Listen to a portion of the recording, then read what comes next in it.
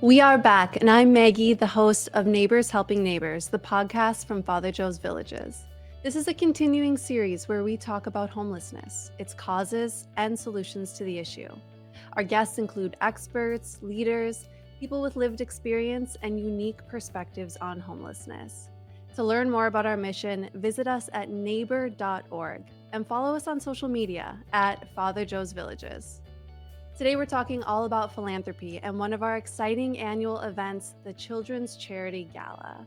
To explore this topic with me are Eric Casazza, our former board chair and longtime supporter, Myrna Davalos, our senior director of philanthropy, and with me always is my co-host, Deacon Jim, the president and CEO of Father Joe's Villages. Welcome. Welcome. Hi. Thanks for joining us. Thank you for Thank you for having being me. on the Yeah. show. Right. It's going to be an exciting show. It will be. Yeah. I like to start with introductions. If you can tell me about who you are and the scope of your work. Sure. My name's Eric Casazza. I'm the managing partner of digital services for Citrin Cooperman, which is a top 20 audit, tax, and advisory firm in the United States. And prior to that, I was the CEO and owner of a business here in San Diego that's been around for the last 27 years. And as you mentioned, chairman of the board of Father Joe's Villages the Yes. past 3 years and on the board the last 10 years in total. Wow. Wonderful. We were lucky to have you. We absolutely were looking. Yes, we were. We But miss you. Eric is not too far away. He remains tied to us in many Yeah. ways. Absolutely. Yeah, I think we'll touch on that in a little bit, right? Yeah, thank you for having me. Hello, Deacon. I'm sorry, Deacon. Hello, Maggie and Eric. I am, as you mentioned, Myrna Davalos. I'm one of our senior directors of philanthropy at Father Joe's Villages, and I get to connect with the community in a really wonderful way. I get to bridge, if you will, a cause that many people in our community care about and show them how partnering with Father Joe's Villages, they can have a really great impact in our community. My career in nonprofit spans about 12 years with 10 years in philanthropy. And I've mostly worked with organizations that service women, children, and families that need mental health services and advocacy for mental health services. I've been at Father Joe's Villages for about a year and a half. And it's really ever since from day one, and I've mentioned this to Deacon before, I feel like I receive indirect affirmations that I'm where I need to be. Yeah. Just receiving them from the community, our clients, our colleagues, especially seeing the tremendous work that our colleagues do and the impact that they're having in the community. So it's really an honor to be a part of the team. Yes. Wonderful. Yeah. Deacon. Well, and as you mentioned, I'm Deacon Jim, and I'm blessed to lead this great organization. And I say lead, but really the passionate employees who we have, 500 different team members who we have, each in the respective disciplines. They're the ones that make it happen. Right? And just to give our viewers and our listeners a sense of who we are as a whole. And by the way, next year we celebrate our 75th Yeah. anniversary. Wow. It's exciting. 75 years. So we're the oldest homeless services provider down in Southern California, and also the largest by measure of our breadth and the depth of our services. So we have a federally qualified health center with all its disciplines. We have primary care. We have a behavioral health clinic, including substance use disorder treatment. We have mental health clinicians there who help with individuals who have mental health challenges. We have a dental clinic as well. Street health. We were out with street health. The first one's out there in 2019. It's grown tremendously. Why? Because a third of the population was on the streets won't access medicine in a traditional way, brick and mortar. So we take the medicine out to them. Tremendous success that we're having. There's 600 people died on the streets last year, half of whom died from drug overdoses. So the street health team does tremendous work. In fact, we're about to expand it even further. And we have psychiatric clinicians who are out there as well. It's tremendous. It was cited actually by the County Board of Supervisors recently as a model that the county wants to use countywide. And so we're very pleased about that. Then we have therapeutic childcare. And, the focus of our gala this year and every year actually is on helping with the support that's necessary there in order to deliver the services that these children depend on. They come to us academically, emotionally, socially delayed. And unless we mitigate their circumstances, they're going to be the future adults who are homeless. And so that's not going to happen, not on our watch, right? So we work with them very, very closely. Our employment center, employment education services, extremely important. We know that with marketable skills, through our vocational training, right, through those marketable skills, then there's income, and there's self-sufficiency, right? So that's what it's all about. Shelters, over 1,000 shelter beds each and every single night. It's incredible. And then we know that a shelter is not a home ultimately. So we are housing developers. So we develop housing. Most recent, we deployed just a couple of years ago, St. Teresa of Calcutta Villa, 407 homes, the largest of its kind ever in the history of San Diego. And we're blessed to be able to have that. Over 500 people who either were taken off the streets or were kept from falling onto the streets, because that's important as well. We know that when people fall onto the streets, it becomes a lot more difficult for them and for the community, and more costly as well, right? So we have to keep them from falling onto the streets. So there's a lot there within our Yeah, program. just a few things. And that's a there, whirlwind. I Deacon. always like to give a whirlwind Yeah. just so that people recognize how comprehensive our services are. And it's those comprehensive services that help people who we help into housing retain housing for the long term. Basically, 96% basically are able to retain their housing long term, and that's what it's all about. We don't want them back onto the streets. So anyway, I'll stop there. We'll talk Okay. more That's a about lot. some of these Yes. pieces. It's a lot, but that's what, and Eric knows it well, because Eric's been with us for a long period of time. And in the past, the podcasts have focused on the various services and programs. This one here, I've been particularly interested in because it talks about the community. At the end of the day, the community is what helps us to do our work. The majority of our funds come from philanthropy. And so that's why we decided to focus this particular segment on philanthropy. So set the stage for us. Tell us why now in particular it's so important for the community to be involved. You're absolutely right, Maggie. This is, we know that homelessness is front and center. It's on everybody's mind because it touches everyone, touches all the various communities. And people are wondering what is going on here. It seems that things are getting worse. They hear statistics like for every 10 individuals who are helped into housing, 16 are falling into homelessness. That's a recent statistic in the last year here in San Diego. Very frustrating. It can be very disheartening. And, I always remind the community that in the midst of that, great things are happening. In the midst of that, we see the miracles happening at Father Joe's Villages each and every single day. Not to negate the fact that things are in dire out there, they are, but just to put things in perspective, because if not for the great work of and an organization like ours and other organizations as well, other homeless services providers, then the situation would be much worse. So I always like to remind people of that. But it takes the community. It's impacting the community. I think the community at this point wants to step up and wants to make a difference in the lives of individuals. And that's why we always invite the community to partner with us in our work, and so that they can see how effective we are in these lives and how efficiently we use those dollars, because we have to be good stewards of the funds that are entrusted to us, so that we are being most efficient with the funds. So it's a time. The time is ripe. It's right now. It is. You hear about mental health challenges for those who are on the streets, substance use disorder. The community needs to rise up and needs to be a part of solving it, basically. So there's so many organizations that are stepping up and taking on this challenge. How do you, Eric, decide which organization you're going to invest your time and your resources in? What do you look for? And what specifically drew you to Father Joe's Villages? Well, if I rewind back, I think 12 years ago when I first got started with Father Joe's, there was a colleague of mine that was involved with Father Joe's, and I'd been talking to him, and I said, I really feel like I want to give back in the community and I want to get more involved.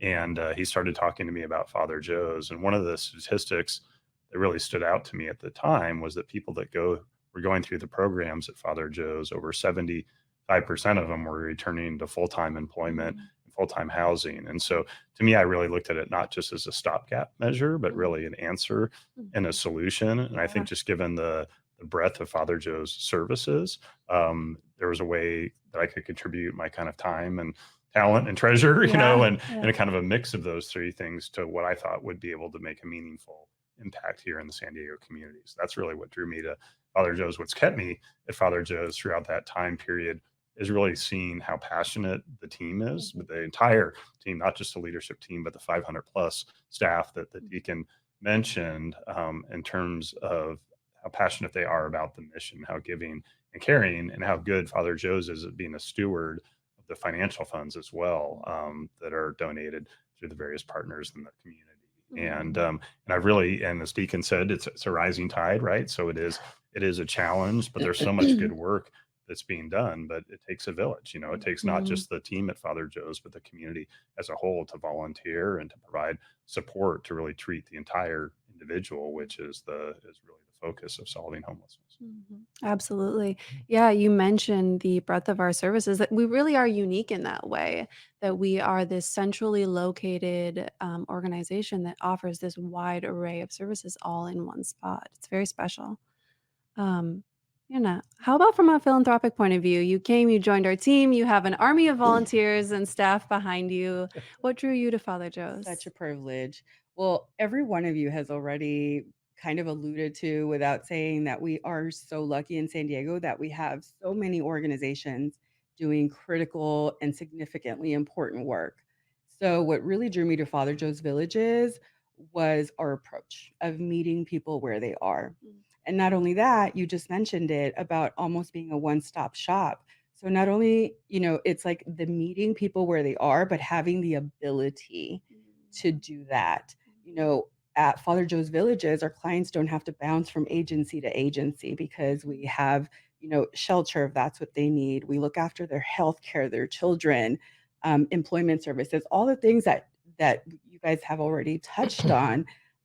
So meeting people where they are, knowing that that's what we do, and having the ability to do that was really impressive.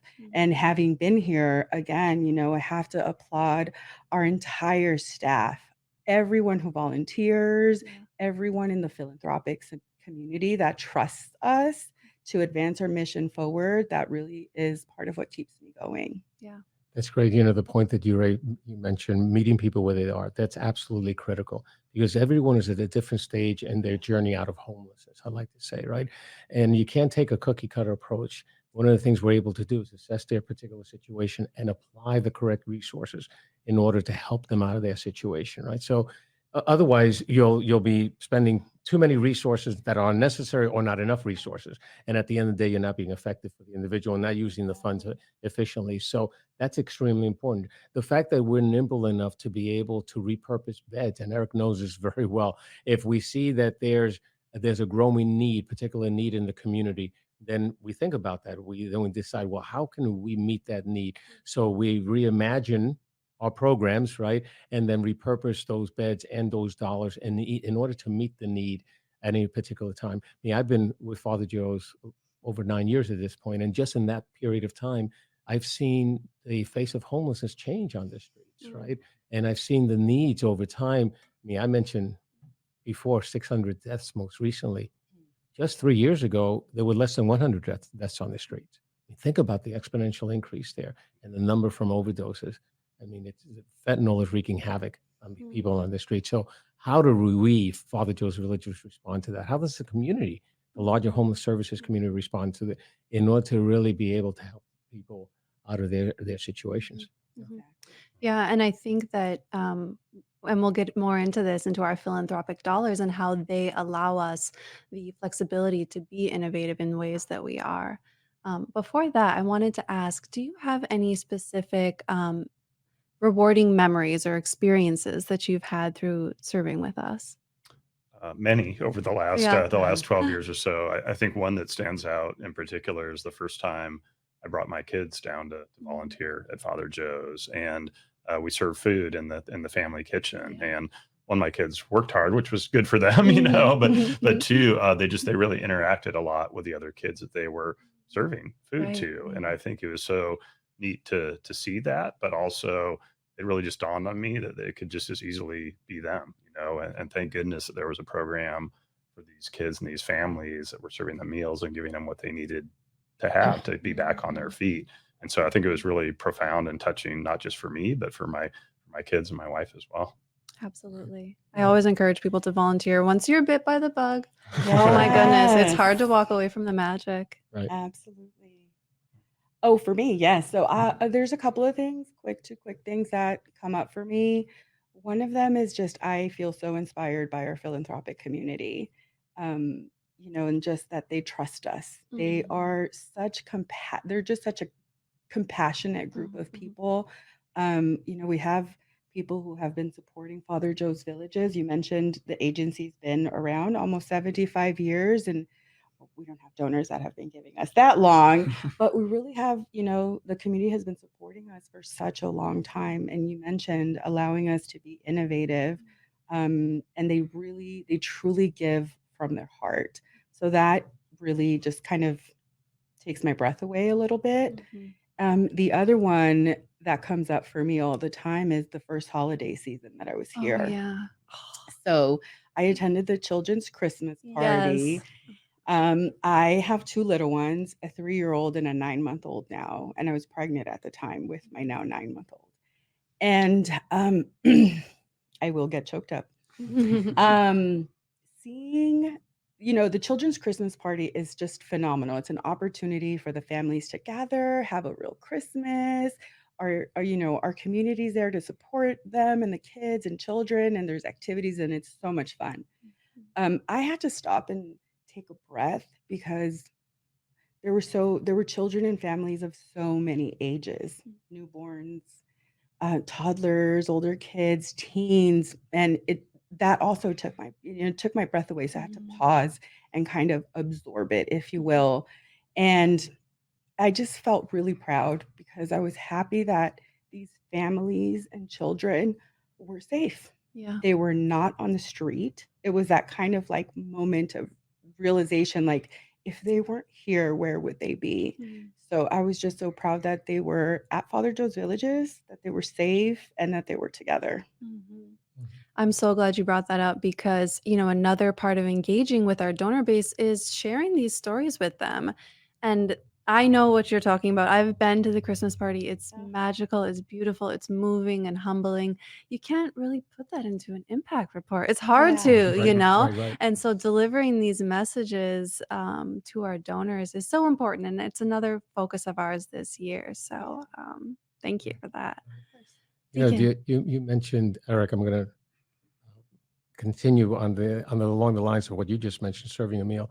Remember a couple of years ago, I was serving a meal at Father Joe's, and it was with a group of high school kids, and we have different schools that come and serve meals, and I love that. That's their volunteer and service programs that they have in their respective schools, and so I was then standing next to a young woman. I remember her name was Tiffany, and at one point she said something I couldn't hear. It was almost as if she mumbled it. So I looked down at Tiffany. I said, "What was that, Tiffany?" And she said, and initially she was hesitant to share it, and then she did, and she said, just a few years ago, my mom and I were on that side, Hmm. right? And it just struck me. And this was a child who had been on that side, had experienced it, and now this was an emotional experience for her serving this meal, I could tell, because now she was better, and her mother and she had been helped by Father Joe's Villages, and they were doing much better, and now she was with her class and serving meals there, right? That's there, but for the grace of God go I. Mhm. Those are the types of experience that you never know what happens in your life that can throw you onto the streets. And anyway, I just when I Yeah. heard you say about Mm. you serving a meal there with your children there, that Tiffany came to my mind. Deacon Jim, tell us how donations and contributions help to contribute to the success of our organization. With philanthropy, it's the lifeblood of our organization. The majority of our funds come from philanthropy. Yes, we have some government dollars, but even the government dollars have to be supplemented. So number of our shelters that in which we receive city funding, as an example. Philanthropy has to supplement that city funding. Otherwise, we wouldn't be able to run these shelters, right? So at the end of the day, so philanthropy is the heart's blood of our organization. And there's some programs that for which you can receive government funding for one reason or another, and those programs then are totally philanthropically funded. Street health is totally philanthropically funded. Thank God that we have people stepping up and doing that. We have through our children's programs, through our family empowerment program, we have various shelters that are not government funding. We have one, say, Margaret of Crotona Harbor, that is for those expectant mothers who, if not for us, would be on the streets. Just in the last couple of years, we've had 12 children born to individuals, to mothers within that program itself, right? And that was through the generous donation of Cristiano and Adriana Alman, right, who came up to approach me a couple of years ago, and this was weighing on their hearts, and they know it's hard enough to be on the streets, and then to be a woman on the street, and then to be expecting a child. They wanted to focus their dollars there, and I love it. And so now we have this program in place. So philanthropy is what it's all about. I mean, and so it takes that community. It takes a community believing in not only the work that we do, but believing that they can make a difference in the lives of these individuals, right? And seeing that. And that's why you mentioned impact reports, sharing those impact reports so that individuals know, hey, your dollars are making a difference. Your dollars are saving lives. And there's just so much an impact report can do. That's why I always invite people to come down so they can see the work, It's firsthand. life-changing And when stories. people come. Yes. Stories are what it's all about. Heaven knows we have so many data points in our brains, right? But at the end of the day, behind every number is a life. And that's what's key. Deacon, you had mentioned the changing face of homelessness, and it is rapidly changing. We see it in the news. We see it on our sidewalks. And it's so important to tap into the credibility and the experience of Father Joe's Villages because we're there, on the front lines, and utilize those flexible philanthropic dollars to create programs that maybe aren't in the mainstream yet, that aren't being funded by the government yet, and to create programs that fill those gaps. For example, sober shelter beds. Mhm. Our general funding for shelter beds is for, no barrier. And some people need a sober space, especially as we're taking on this, fight against fentanyl and opioid use. We need other options. And so I think that's another thing that's so special about Father Joe's Villages is that, we have the expertise and we have the support and the trust of our donors. And we're able to make these kind of lead the charge on street health, on sober beds, on St. Teresa was, even came with a lot of opposition at first, but it's really special. Absolutely. I think, and we probably won't say it enough, right? The philanthropy allows us to be innovative, and it allows us to continue to do our work, meeting people where they are. Right. Well, an example of that is and I alluded to the fact the substance use disorder that's out there, right? There are not enough detox beds in this county. It will surprise people to know that in the entire county, there's 77 detox beds. Can you imagine? Over 3 million people. Not that 3 million need detox, but the point is for that in general population, there's 77 beds countywide, none in the city of San Diego, by the way. And so that's a need, and we're focusing on that need. We need to make beds available, shelter beds available that focus on that population, because in all honesty, they're with us now. These are individuals that are in our shelter beds now, but we're not being as effective as we need to be with them. And so what happens? They cycle off the streets onto shelters and over again, right? So we need to really get to the heart of the issue there and having these detox beds get to the substance use issues so that we can really help them so that then they can stay off the streets long term. And that's what it's all about. So that's just yet another example. We've been giving that a lot of focus in the last year or so. We're going to do something about it here. We must do something about it. I think it's so key that, an element of those philanthropy dollars go to fund that innovation program, right? And they allow us to pilot programs and see what's working. And those are things that staff members can bring as well, right? And ideas that they have and can really flourish those and allow those to bloom as well. Right. Absolutely right. Innovation is what it's all about. And Eric knows we instituted an innovation lab a couple of years ago, inviting frontline workers who are living it each and every single day to come up with ideas so that we can better our processes and programs and the like. And it's incredible what's come out of that creativity. That's right. So there's all this good work being done. Maybe someone's sitting at home and they're like, I want to be involved, or this is just resonating with them, but they don't know the first step to take. What would you recommend? Yeah, I think first of all, jump in anywhere you can. There's certainly the neighbor.org website, right? There's a phone number on the website. Call and say, I'd like to lend a hand, and whatever that looks like for them or whatever they're comfortable doing whether that's a volunteer component, whether it's coming to the Gala, which is coming up, which would Right. be amazing to have people join us there as well, or if they can donate something, part of their time, treasure, and talent. I think there's multiple ways to get involved. I think Myrna may be able to answer that even more detailed than I can. A little bit, although I feel like you read my script or my notes, because you took that right out of my notes. But you mentioned time, talent, and treasure. It's all philanthropy, and it's all necessary. It all counts, and it all makes an impact. I'll just share. Last year we had over 5,200 people come and volunteer at Father Joe's Villages. I think they spent about a little bit more over 52,000 hours volunteering at Father Joe's Villages. They did everything from, like, with you mentioning bringing your family, serving meals, because we serve 3 meals a day, every single day, rain or shine. So that's always a big need. We have corporate groups that come and do beautification projects, working with our children, and just kind of, if someone has like a special talent, maybe they're retired or they have some extra time and they think that our clients can benefit from it, we'll find a spot for them. Anyone on our team, like Eric said, finding us on the website or even giving us a call, you'll probably end up speaking with me or someone on my team. We have donors too who give on a monthly basis, in a wide variety. $5, $10 a month. And then it kind of goes up from there. People can consider, adding Father Joe's Villages to their estate plan.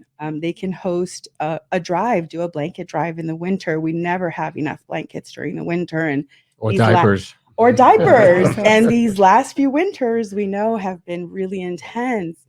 There's so many ways. So if people feel inspired and they really want to have an impact in the community, we will match their talent and their time to whatever they could do. Absolutely. You mentioned recurring payments. I don't think you said recurring payments, but people give on a monthly basis, recurring payments, basically. And I remember just a couple of years ago, there was a person who was noticed by the philanthropy department that he had been giving $10 a month each and every single month, and it had been a number of years. I never had reached out to us, just had begun doing that. And so someone from the philanthropy department reached out to him and invited him for a tour. And so I was there for the tour, and at one point we stepped into one of the courtyard, what we call the JKC courtyard, Joan Croc Center courtyard. And Angel was his name, by the way. He looked up at one of the windows and he said, "You see that window there?" And we said, "Yes." And he said, my family and I stayed there. Mm-hmm. Right. And so then he told us his story about the fact that they had fallen into hard times, initially living out of a car and then onto the streets. And they happened to come onto our threshold, in a sense, or across our threshold around a holiday season. And one of the things he said he always remembered was how, you mentioned the holidays, how the holidays were made so very special for the kids. And at that point, he was a child with his siblings, right? So that was impactful to him. And so now you fast forwarded a few years later, we're having this conversation, and he had been giving $10 a month. He was working for UPS at that point, had children of his own, and made it a point always to impress upon his children how lucky they were, right? And would tell them the story about his time at Father Joe's Villages, which had meant the world to him.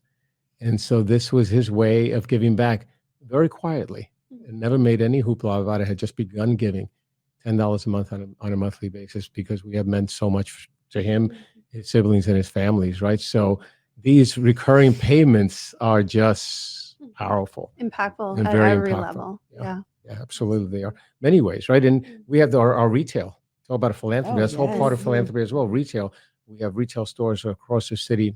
Which you can come to the shops, but you can also shop online. You can shop online. Yes. That's exactly right. And again, it takes the community. It takes the community to be able to donate these gently used items, whether they're household goods and kitchenware, furnishings, as an example. It could be clothing. It could be cars and boats that are donated to us as well. All these things, we either sell them within the thrift stores or at our auction houses.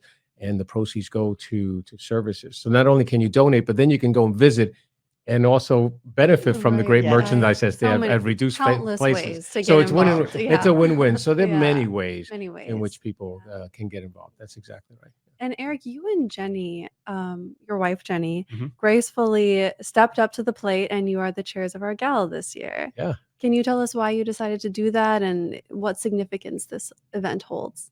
Well, I think the gala, one, it funds the Therapeutic Child Care Center, which is just kind of a mission near and dear to our heart, even within the broader Father Joe's mission. And having been to roughly 10 galas, I think now over the last 10 years, I can testify that it's really a pinnacle event, I think, for both Father Joe's and for the San Diego community. There's other events like the 5K and things like that as well for people to get involved in, but this is such a special kind of coming together of the staff and the leadership team and the community to recognize the great work that's being done, to recognize the people that are supporting Father Joe's, and for new people to get involved as well.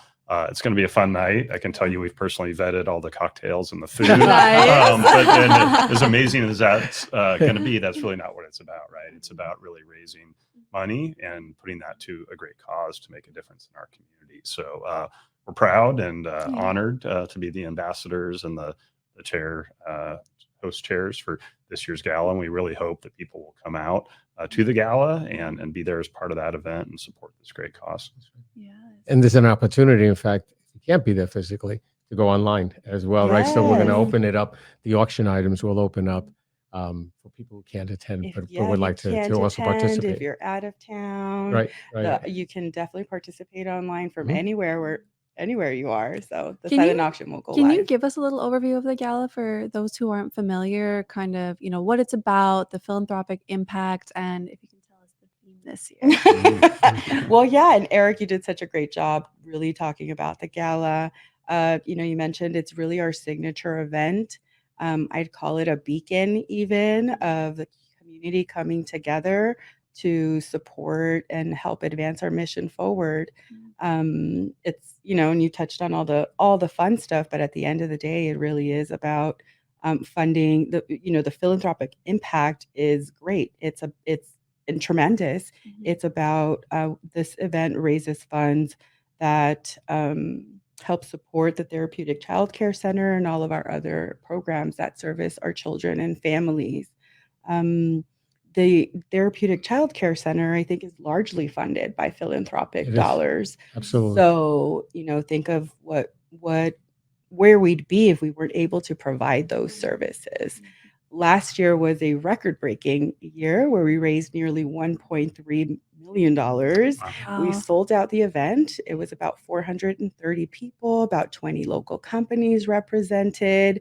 So it was, and all of that goes really to ending the cycle of homelessness for children and families who are experiencing that. And to touch on the theme of the Mhm. gala, it is called Tales of Hope. And that is really inspired by our clients and recognizing that anyone who's experiencing homelessness, that experience doesn't define them. Mhm. It is a chapter in the story of their life. Mhm. And you touched on this earlier, Deacon, on how we hear very frequently about the crisis levels of homelessness here in San Diego and really across the country. But we really don't hear about these tales of hope. At Father Joe's Villages, we're ending and preventing homelessness for people every single day. And those stories are not heard of often enough. So Tales of Hope. The other component, I think, of Tales of Hope is how our philanthropic community allows that to happen because they trust us, because they're engaged, because they're compassionate and dedicated. They're allowing for these tales of hope to grow every single day. Yeah, storytelling has been such a focus in our organization this year. And it's been so meaningful and fun because, like you were saying, the homeless population is extremely marginalized.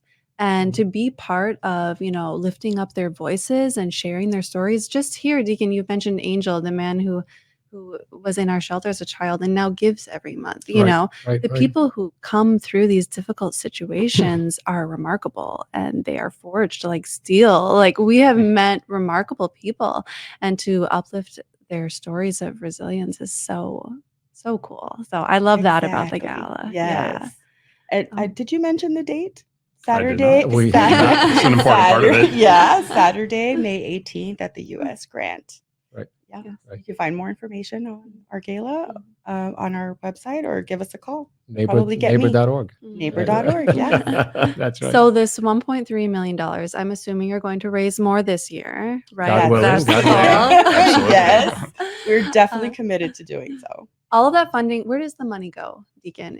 We know that children, face unique challenges. Can you tell us about those challenges and the programs that go towards meeting our little neighbors where they are? Sure, absolutely. Well, we have a preschool program, and in that preschool program is for kids anywhere from newborns. We have newborns, as I mentioned before, all the way up to about 5 years of age or so, and then they go off to preset schools. I'll talk about those, but these are kids who a lot of them come to us, as I mentioned, are very delayed in different ways.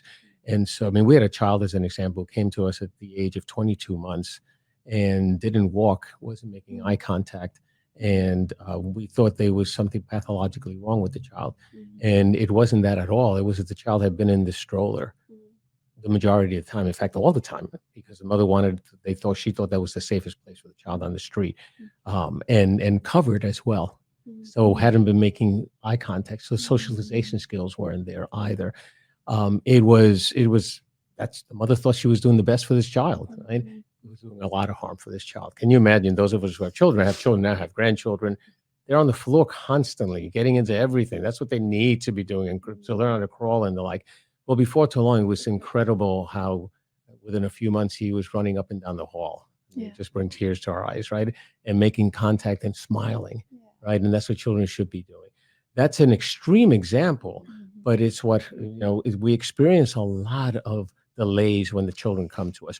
So we have the professionals there are able to work with these kids in order to help them out of these situations, help them develop. So of course there's the pediatric care from our federally qualified health center, but then there are also the psychologists I worked with these individuals on behavioral modification, as an example, right?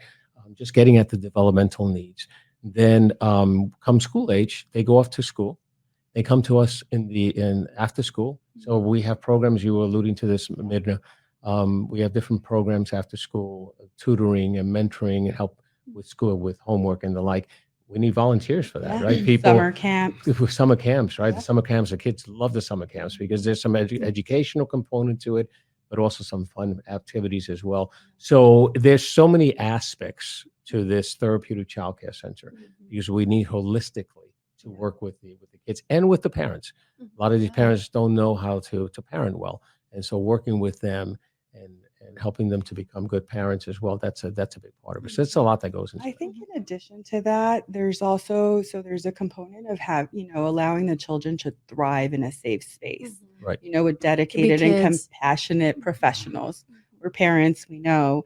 And then there's also the other component of a parent who's experiencing homelessness, having a safe place to leave their children while they're working on gaining employment, gaining housing, or working on any of the other things that they need. Right. That's also critical. That's exactly right. That's right. It allows the parents to do what they need to do. Yes. And they know that the kids were caring for them. So Yes. yeah.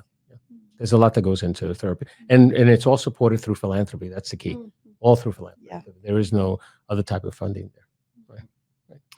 Deacon, what is your call to action for the community? How can they come together to effectively address this issue? Well, and I think throughout the segment, I think we've been touching upon various ways of doing that, right? So volunteering is so extremely important. The value of those hours, and we always put a value on it each and every single year. I think last year for 2023, the value added up to close to $2 million. think about that. we wouldn't have And been we able rely on to. them heavily. I didn't have an yeah. additional $2 million to Yeah. from my budget to be able to, and so these volunteers allowed us to do that, Mhm. up to serve those million meals we serve each and every single year. So philanthropy is very important, and volunteering, I should say. When we think about giving, we talked about recurring giving, and that's very powerful. Legacy giving is so very Mhm. important. Planned giving, right? Individuals who want to leave their legacy behind in a significant way. And we have so many people come to us wanting to do just that, right? So that's an aspect also. So we work with them as far as setting up their trusts and the like. And then I mentioned the retail stores, right? That's a way of getting involved. No amount is too small and no amount is too large, Yeah. right? Right. I mean, we mentioned St. Teresa of Calcutta Villa, and thank God for Terry Castor, who gave us $10 million, which was the philanthropic portion for that building. And so, it's across the board. And but the point is, 2 points here. We need the community, right? And philanthropy is the life's blood of the work that we do, right? Otherwise, we wouldn't be able to do it. Yeah, and talking about meeting meeting our clients where they are, we also will meet the community where they are. If they don't know how to partner with us, share their time. I mentioned that earlier. Give us a call. Find us. We'll figure out, where the best fit is for that person. Deacon talked about planned giving. We've mentioned estate planning and all of those things. And there could be something that person hadn't even thought of that they're able to do now that can impact the organization for a long time. So Come to the gala. And Yeah, come to the that's gala, right. yeah. And if you That's can't come to the right. gala, there's opportunities. You could donate a silent auction item or a live auction item Right. as well. There's other Absolutely. ways to be right. involved, but it would be great to see people there on May 18th May at the 18th, U.S. yes. Grant. Yeah, and we have Yeah. various events throughout the year. I mean, we have the golf tournament. Eric is a great golfer, by the way, so Oh. he comes to the golf tournament. I do not golf. Thanks for jinxing. Yeah. But the golf tournament is also something that happens typically about September time frame, and when we have our famous 5K, right? The One oldest of the out longest there, running. longest Yeah. running, and we're over 7,000 people. We're always blessed Yeah. to Close have to over 8,000 humbling. last 8,000 year. last Close to year. 8,000. And it's just a great time. It's Thanksgiving morning. Great way to start the morning. It's a period of giving thanks. You give thanks by showing your gratitude, right? And for how blessed you are. And that's a great way of doing it. So, Yeah, speaking of events, that's just another opportunity. If you don't have the funds, to kind of make donations, that's another way. Come support any one of our events that Right. we do. We can also take volunteers at all of our Right, events. a lot as of well. volunteers That's right. at That's 5K, right. Yes. Yes, it That's all right. adds up. Yeah. So yeah. Wonderful. thank Well, you. before we end this show, I just want to hear, what are your aspirations for the future of your involvement in Father Joe's Villages and for our programs? Yeah, well, after being involved for 12 years, Deacon knows I'm not going far, and there Yeah. may be an opportunity to get back involved at a more significant level in the future as well. So I think when you think about Father Joe's, it's ultimately the mission is to end homelessness one life at a time, right? And in an ideal world, we wouldn't need homeless programs, Right. right? But we don't Yes. live in an ideal world. That's not the reality. The reality is it's a continuing, challenging, and changing environment, right? That both the leadership and the staff has and continues to step up to, and the San Diego community needs to continue to step up to that as well. So I plan to continue to stay involved with Father Joe's and do what I can to help support the cause. Thank you. Yeah, adding to that is just really continuing to connect with the community and hopefully inspiring them to connect with Father Joe's Villages. Homelessness is something that we can't escape. At the moment, like you said, not a perfect world. We hear about it on the news every night. It's something that impacts everyone in the community. And so I'm hopeful for the future that we'll be able to hopefully not have as many services like you said. We're doing a lot more with affordable housing. So I'm looking forward to seeing that continue to grow and just inspiring the community. Like I mentioned before, our philanthropic community, there are so many that already trust us. And I feel like the more people learn about Father Joe's Villages, they too will learn why we are the It's trusted infectious. source. Mhm. Yes. It's infectious. That's right. Yes. That's right. Well, to your point, Eric, there will be poor always. That's a sad reality, especially in a town like ours, because it's very expensive to live here. The economics. That's the number one reason people are falling into homelessness to begin with, right? It's the economics. I don't anticipate that's going to change anywhere but upward, right? And so as a result, well, my hope is, my prayer is that we'll have a robust enough system, and I don't just mean Father Joe's Villages, but the community, where we'll be able to catch individuals either before they fall into homelessness. I mentioned how critically impactful to an individual it is when they fall onto the streets, and how much more expensive it is for the community. So if we can prevent that, and the various ways of being able to do that. So coming up with programs to be able to do that, or once they fall onto the streets, have a robust enough program where we have what it takes to help them off the streets, provide the services that they need, the comprehensive services, and then get them into housing. At the end of the day, that's what breaks the cycle of homelessness. So my prayer is that we'll get even better at that, we as an organization and we as a community. I think it's important for people to understand too, this is really a challenge across the region of San Diego, and not just the city of San Diego. Right. You know, it affects kind of all areas of our county. It's something that I'm hopeful that everybody, no matter where they are in the broader San Diego area, feels called to help and participate in. Absolutely. Thank you. Well, thank you for being on the Yeah, show, thank you. Eric and Myrna, Deacon you. Jim. of Well, I've course. enjoyed having the two of you. Thank you. Yeah, absolutely. Thank you. Well, you heard it here, folks. We are in this, we are committed, and we would love it if you would join us. Homelessness is a human story, and Father Joe's Villages is more than a service provider. We are a movement and a catalyst for change in our community. Join us in our next episode. We'll bring you more important issues and solutions, as ultimately we are all united as neighbors helping neighbors. To learn more about our gala and the children's programs that it benefits, visit neighbor.org/gala. Until next time. How will you get involved? Join us and take action for our neighbors in need. Father Joe's Villages is rebuilding lives, and you can make a difference.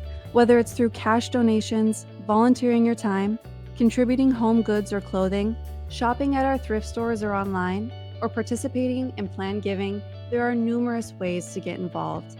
Take action today at neighbor.org, because together we are all neighbors helping neighbors.